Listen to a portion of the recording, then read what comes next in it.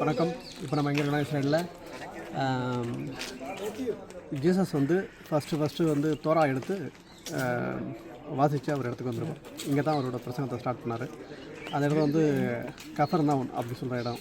அந்த இடத்துக்கு நம்ம வந்திருக்கோம். இப்போ வந்து அந்த இடத்த வந்து உள்ளே போயிட்டு வேறு என்னென்ன இருக்குது, வேறு என்னென்ன பிரசித்தி பெற்ற இடம்லாம் உங்களுக்கு நான் தெளிவாக சொல்ல போகிறேன். வாங்க உள்ளே போய் வைக்கலாம். இதுதான் அதனோட என்ட்ரன்ஸு. உள்ளே போகிறோம். ஓகே, இப்போது அந்த செயின் பாலுடைய முக்கியமான ஒரு வீட்டினுடைய என்ட்ரன்ஸுக்கு போகிறோம். இதெல்லாம் வந்து சிஷியர்களுக்கு இருந்த இடம். அதுக்கப்புறம் அரண்மனை, அந்த காலத்தில் அரண்மனைன்னு சொல்லுவாங்கள்ல, அந்த மாதிரி ரெடி பண்ண ஒரு அரண்மனை. இது உள்ளே போய் பார்க்குறோம். உள்ளே வந்து இதனுடைய ஆர்கிடெக்சர்லாம் எப்படி இருக்குன்றதை நம்ம போய் ஒரு தெளிவாக பார்க்குறோம். இது என்ட்ரன்ஸ். அப்போ வந்து கல்லுகள்லாம் வந்து சுண்ணாம்புல வந்து கட்டது தான். சுண்ணாம்பு அந்த மாதிரி விஷயங்கள் எல்லாம் வந்து சேர்த்து செஞ்சுது. நம்ம ஒரு மன்னர் காலத்தை இது பண்ண மாதிரி தான் இருக்குது. தூண்கள்லாம் வந்து கல், இது எல்லாமே குழாக்கல், இந்த மாதிரி கலந்து பாறை கல்லில் வந்து இது பண்ணியிருக்காங்க. இது எல்லாமே பாறை தான், ஒரே பாறை.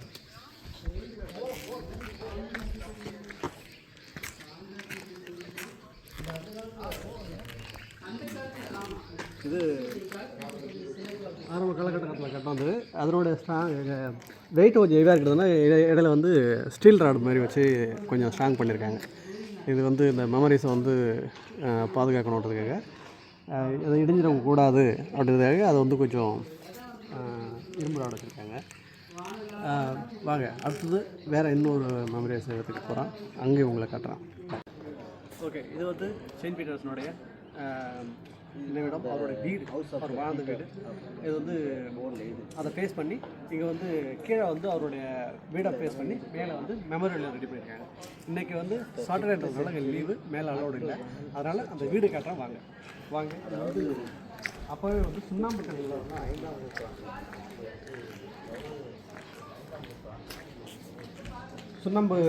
சுண்ணாம்புகளை வச்சு அது கூட வந்து இந்த மலைக்கல் என்னென்ன இருக்கோ நம்ம ஊரில் அந்த பழைய கால ஸ்ட்ரக்சரல் இருக்குங்களா, ஆர்கிடெக்சர் டெக்னாலஜி அதே தான் பயன்படுத்தியிருக்காங்க. இப்போ அது வந்து பார்க்கும்போது கீழே அந்த சின்ன சின்ன அறைகளாக திறத்துருக்காங்க பாருங்கள். இந்த இடங்களில் வாழ்ந்திருக்காரு ஜீசஸ். வந்து இங்கே தான் வந்து முதல்ல வந்து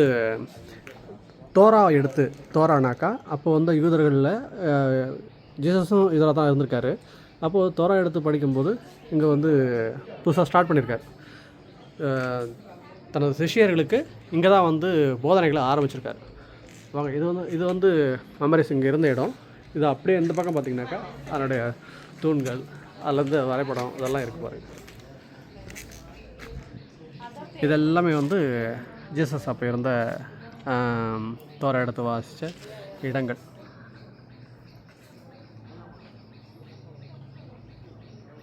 இது எல்லாமே பாதுகாப்பாக பண்ணி வச்சுருக்காங்க. நம்ம பைபிளில் படிக்கிற எல்லா இடங்களும் இஸ்ரேலில் நல்லா தெளிவாக இருக்குது. எல்லா இடமும் நல்லா பாதுகாப்பு பண்ணியிருக்காங்க. மேலும் இன்னும் விஷயங்களை எல்லாம் வந்து 1 by 1 உங்கள்கிட்ட நான் வந்து பகிர்ந்துக்க போகிறேன். ஓகே, வாங்க அடுத்த இடத்த போய் பார்க்கலாம். இப்போ வந்து இந்த மெமரிஸனுடைய இங்கே இருந்த வாழ்ந்தவரோட பேர் பேதுரு பீட்டர்ஸ். அவர் வந்து அவருடைய உருவத்தை என்ட்ரன்ஸில் செதுக்கி வச்சுருக்காங்க. இதுதான் அவருடைய உருவம், செயின்ட் பீட்டர். ஓகே,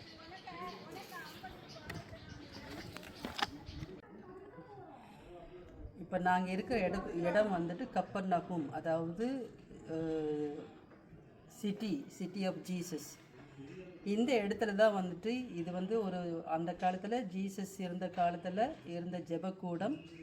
இந்த இடத்துல தான் வந்து அவருடைய வந்து அந்த தோராவிலேருந்து எடுத்து அதாவது அந்த நற்செய்தியில் முதல் அவர் வந்துட்டு அந்த நற்செய்தியை வாசிக்கிறார்.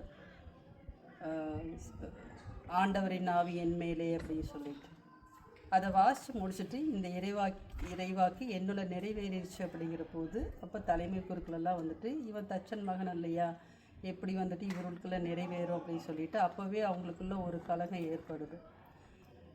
இது வந்துட்டு இந்த கப்பர்நகும் வந்துட்டு இதில் தான் வந்துட்டு பீட்டர் இருந்திருக்கிறாரு.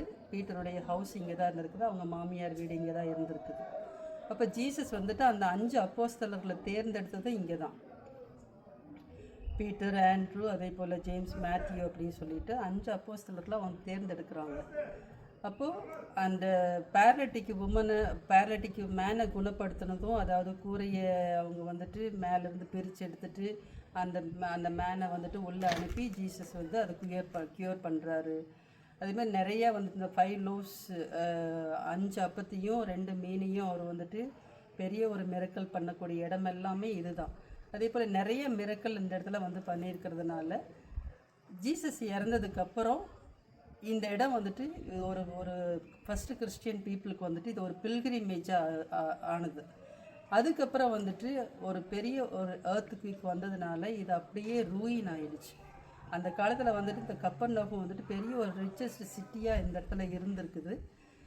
அந்த ஒரு எர்த்குவிக்கு பிற்பாடு வந்து இது வந்து அப்படியே கம்ப்ளீட்டாக ரூயின் ஆகிருக்கு. அதுக்கப்புறம் வந்துட்டு ஆர்கியாலஜிஸ்ட் வந்து இந்த இடத்துல வந்துட்டு எல்லாத்தையும் இதை வந்து பார்க்குற போது இதுக்குள்ளே பெரிய ஒரு ஹிஸ்டாரிக்கல் ஈவெண்ட்டை கண்டுபிடிச்சிருக்காங்க.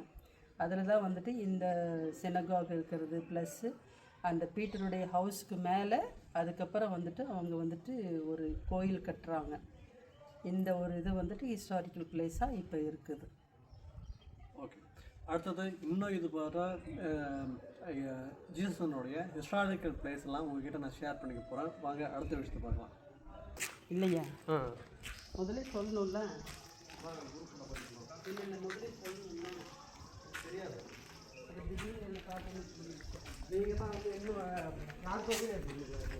ஓகே, இப்போ நம்ம எந்த இடத்துல பார்க்குறோம்னாக்கா பேதுரு செயின் பவுல் அவருடைய வீடு.